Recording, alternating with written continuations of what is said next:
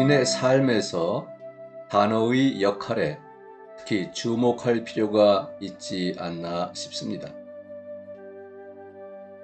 정보 채널을 통해 들어오는 여러 감각 정보에서 구체적인 대상들을 우리의 뇌가 구별하는 능력 덕분에 마인드가 현실의 모델을 만든다는 것을 바로 앞에서 알아봤어요. 또한 언어 덕분에 추상적인 현실이 만들어지고 이 추상적 현실에서 우리가 대부분 시간을 보내며 살고 있습니다. 여기서 다들 알다시피 사람의 말을 구성하는 단어와 용어가 가장 중요한 역할을 차지하지요. 우리가 단어를 이용하는데 아주 익숙해지면서 단어가 특정한 대상을 가리키는 것 이상이 되고 말았습니다. 무슨 뜻이냐면 이제는 단어들이 문자 그대로 우리의 현실과 우리의 세상 인식을 이룬다는 것입니다. 언어 자체와 언어 구조가 우리의 주관적 현실의 구조를 형성하기 시작했습니다. 그러면서 인식에서 큰 오류가 하나 생겼어요. 즉, 단어들을 실제 사물들과 혼동하게 된 겁니다. 이런 일이 어떻게 나타나게 됐는지 알아볼까요?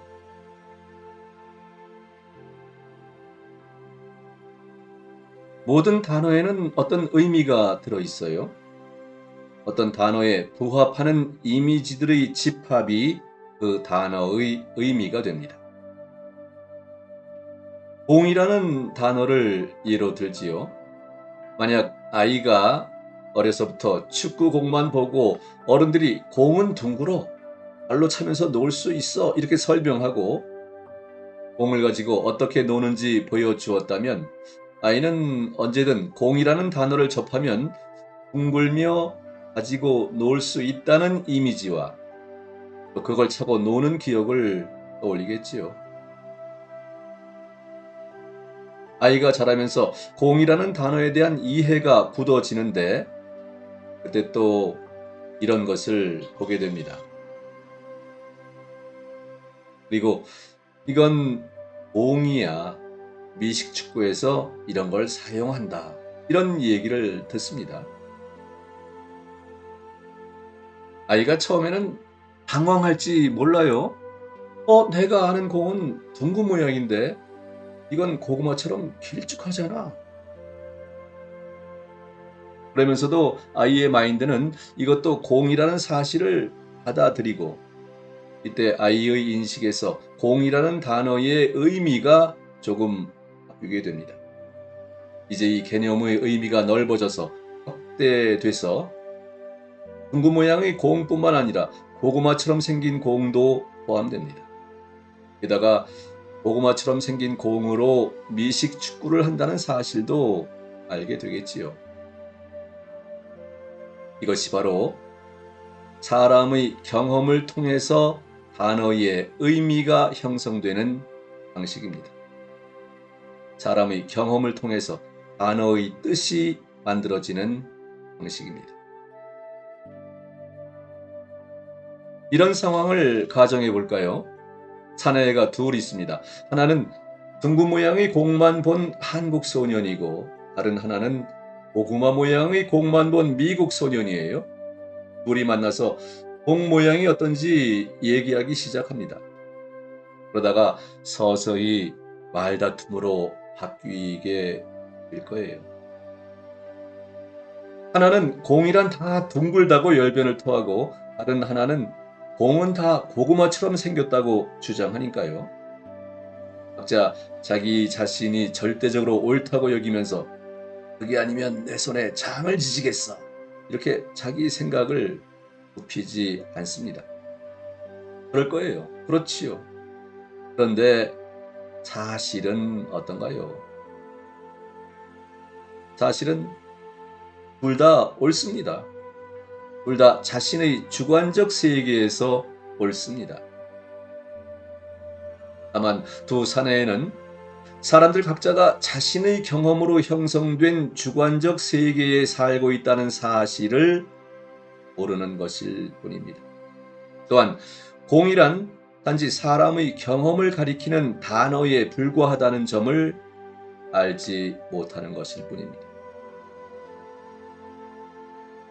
하지만 다행스럽게도 우리는 이제 그런 사실을 알았습니다. 여기 이 두 소년 대신에 우리 각자를 공 대신에 다른 그 무엇을 뭐 대상이든 또는 생각이든 그런 걸 집어넣을 수 있어요. 종종 이견을 보이는 거 말이죠. 그리고 생각해 보면 다툼이나 대립이 얼마나 무의미한지 알게 되지 않을까요? 우리가 하는 말을 다른 사람이 제대로 이해하도록 하는 유일한 방법은 우리의 경험을, 내가 겪은 경험을 그 사람도 겪어보게 하는 것입니다. 예를 들어 이 공을 둘러싼 언쟁은 아주 간단히 해결돼요. 서로 상대에게 자신의 공을 내보이면서 이게 공이야, 이렇게 말하면 됩니다. 그러면 공이라는 물건에 대한 각자의 경험을 두 소년이 금방 서로 나누게 되고, 그러면 뭐 말다툼이고 자시고 할 근거가 사라집니다. 그래서 단어의 의미를 형성하는 방식 하나는 사람이 겪은 경험입니다. 사람이 어떤 사물을 경험하고 그것은 무엇이라고 불린다고 주변에서 그에게 말할 때 이 명칭이, 이름이 그 사람의 경험과 연결되는 거지요. 그런데 단어의 의미를 형성하는 방식이 또 하나 있어요. 단어를 정의하는 것입니다. 단어의 정의. 어떤 단어의 정의는 다른 단어들을 통해 그 단어의 뜻을 밝히는 것 아니겠습니까? 그런데 단어의 정의가 그 단어의 의미가 드러나는데, 그 의미를 드러내는데 실제로는 크게 도움이 되지 않습니다. 어떤 전제 조건 하나가 충족되지 않는다면 말이죠. 예를 들어 봅니다. 책을 사전에서는 이렇게 정의해요. 어떤 생각이나 사실을 글이나 그림 따위로 나타낸 종이를 겹쳐서 한데 꿰맨 물건. 이 정의를 읽거나 보고 나서 책이 무엇인지 알 수 있을까요? 여러분은 알 수 있습니다. 왜냐하면 책이라는 물건을 본 적이 있기 때문에 이 정의를 쉽게 이해하겠지요. 하지만 책이라는 것을 한 번도 본 적이 없는 사람은 이 정의를 보고 나서도, 읽고 나서도 책이 무엇인지 감이 안 잡힐 거예요. 달리 말해 경험이 없이는 뜻을 풀어주는 이 문장만으로는 책이 무엇인지 알아내기 힘듭니다. 그런데 우리가 사람들이 모든 것을 다 경험할 수는 없지 않습니까? 그러므로 단어를 정의할 때는 그 뜻을 생생하게 보여주는 예를 드는 것이 바람직합니다. 그런 예시가 어떤 단어의 의미를 실제로 이해하는 데 필요한 경험을 제공할 테니까요.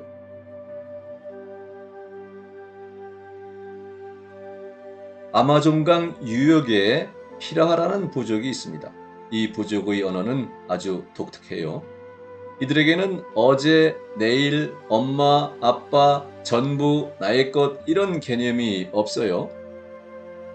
그에 해당하는 단어도 당연히 없습니다. 부모라는 단어는 있어요. 이런 개념이 없이도 그들은 아주 잘 삽니다. 글쎄요, 잘 산다는 개념이 또 사람마다 달라서 이 말을 어떻게 받아들일지 모르겠지만 아무튼 잘 삽니다. 그들의 세상 모델에는 시간도 없고 소유도 없고 내 몫과 내 몫이라는, 네 거 내 거라는 분할도 나눔도 없습니다. 아니 어떻게 그럴 수가 있지? 의아할 거예요. 글쎄요, 저도 확실히는 모르겠습니다. 어떤 사람들이 어떻게 사는지, 그들에겐 세상이 어떻게 보이는지 알려면 그들 속에 들어가서 살아볼 필요가 있겠지요. 그 문화에서 태어나면 더 좋고요. 이 피라하 부족에 대한 동영상을 얼마 전에 제가 업로드했다가 좀 신통치 않게 만든 것 같아서 삭제했었어요. 근데 이제 그냥 다시 올렸습니다. 완벽하게 하려고 하다 보니까 뭐 정말 한도 끝도 없어요. 그 동영상을 보시면 지금 이 얘기가 더 잘 와 닿을 겁니다. 어쨌든 내일이나 소유, 분할 같은 기본 단어를 쓰지 않는 사람들이 있다는 사실이 다시금 입증하는 것은 이런 점입니다. 즉, 우리가 익숙해지고 그 이면에 실제로 뭔가가 존재한다고 여기는 아주 많은 단어가 사실은 우리네 언어와 문화의 답습에 해당하는 것일 뿐이지 객관적 현실의 속성은 아니라는 것.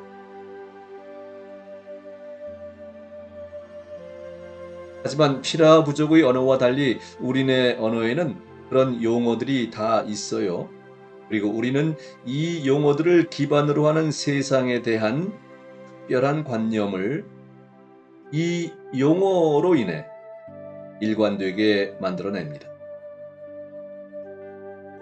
게다가 우리네 언어에는 우리의 세계관에 아주 강하게 작용하며 우리의 주관적 세계를 형성하고 구조화하는 특별한 단어와 개념들이 있습니다.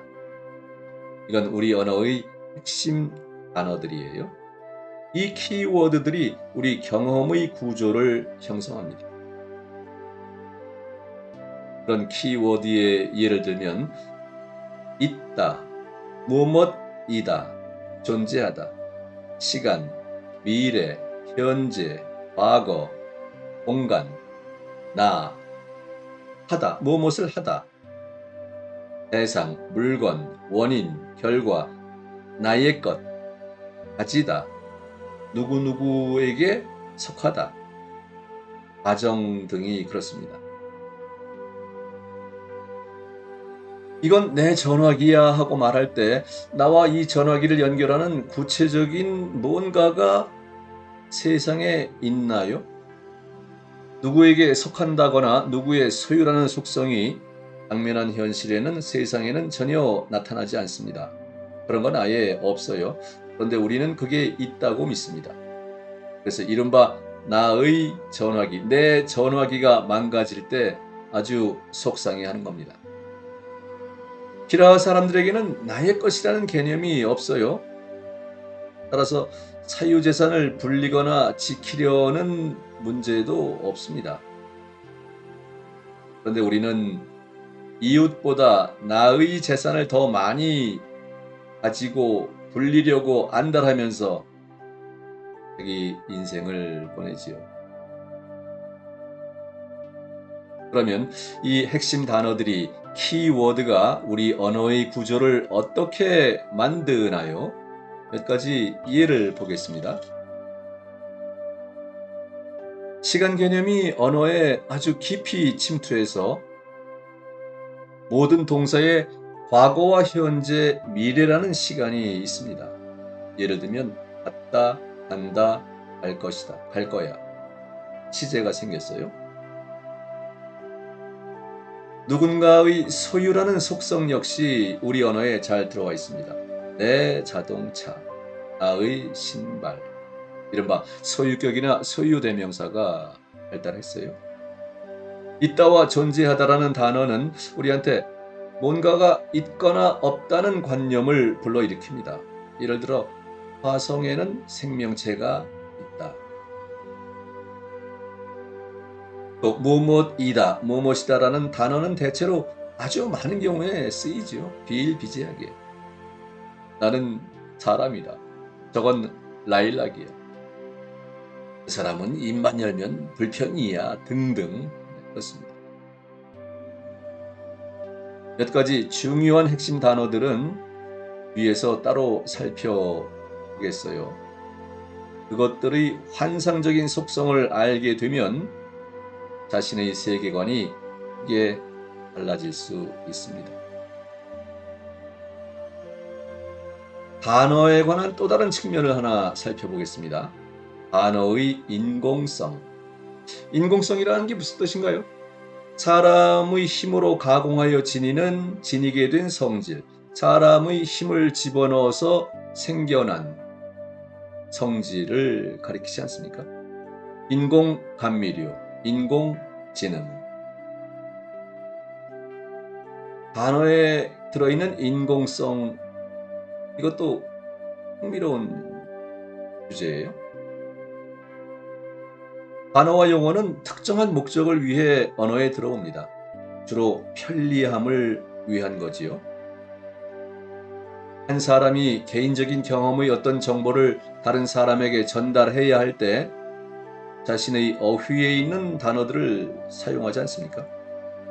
어휘가 충분하지 못하다면 새로운 단어와 용어를 찾아야 합니다.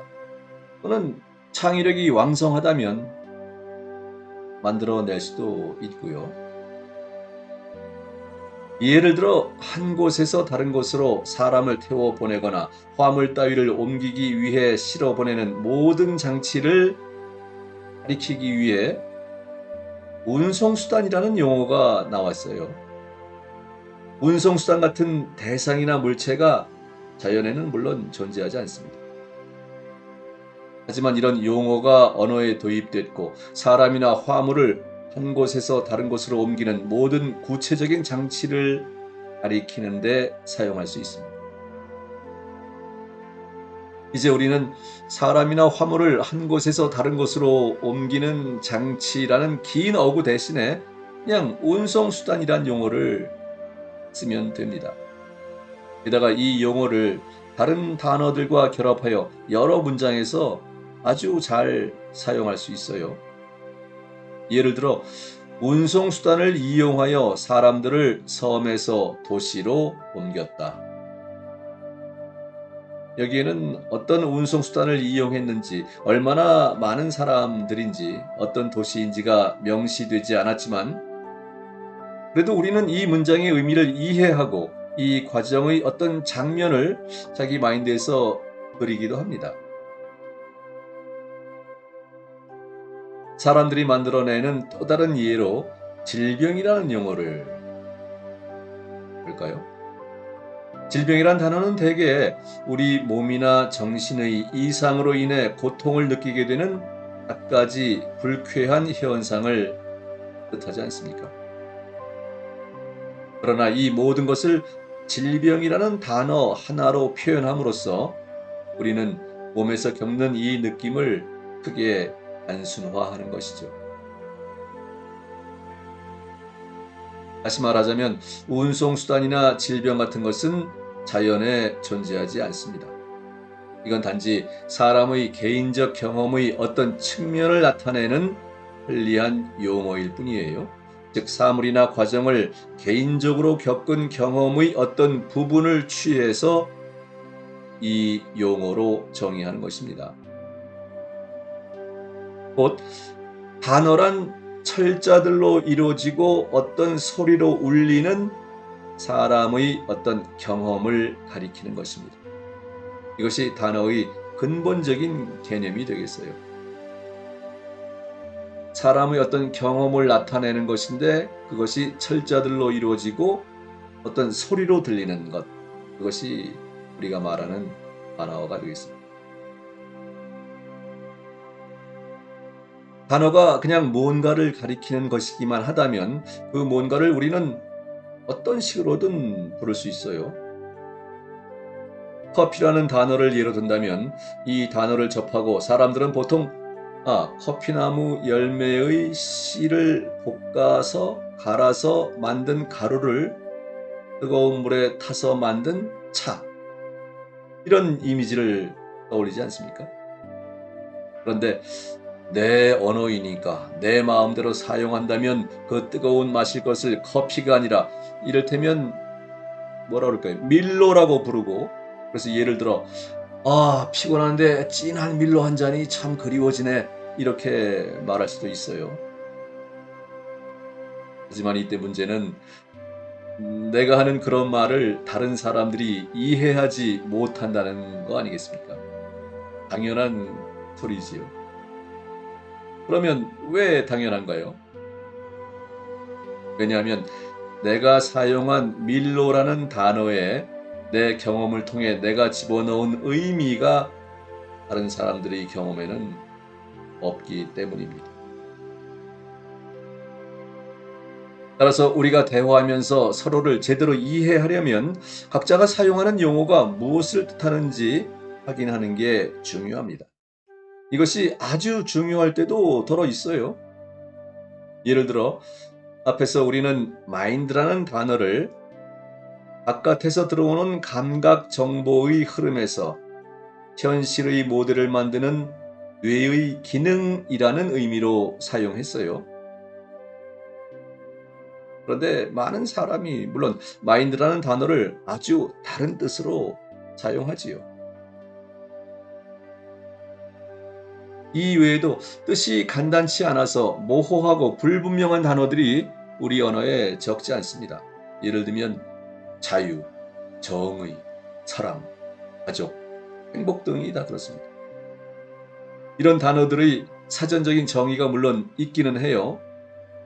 하지만 그 개념이 사람마다 크고 작게 다르니까요.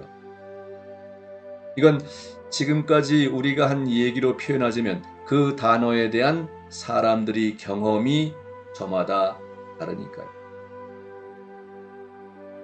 그래서 어떤 단어에 사람마다 부여하는 의미가 조금씩 다르다는 것을 이해하면 이런 말은 더 이상 필요하지 않습니다. 즉, 당신은 우리가 여기서 사용하는 마인드라는 단어를 잘못 알고 있어요. 마인드는 사고하는 것이고 정보를 처리하는 기능이에요. 그리고 당신이 마인드라고 생각하는 것은 마음이라고 불립니다.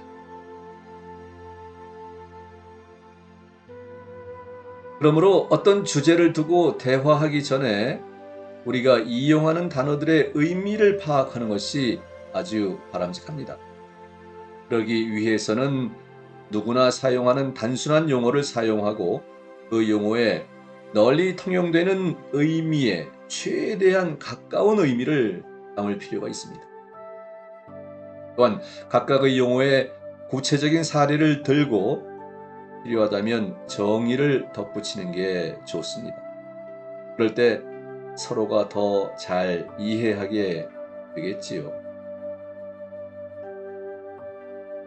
누군가가 나에게 자유를 달라 이렇게 외칠 때 당신이 생각하는 자유란 무엇인가요? 어떤 건가요? 확인할 필요가 있습니다. 사랑한다는 말을 주고받을 때 이 단어에 대한 개념을 서로 얼마나 비슷하게 지니고 있는지 확인해 볼 필요가 있습니다. 그러면 그 사랑이라는 것 때문에 마음 상하고 누구를 원망할 일이 부쩍 줄어들지 않을까요?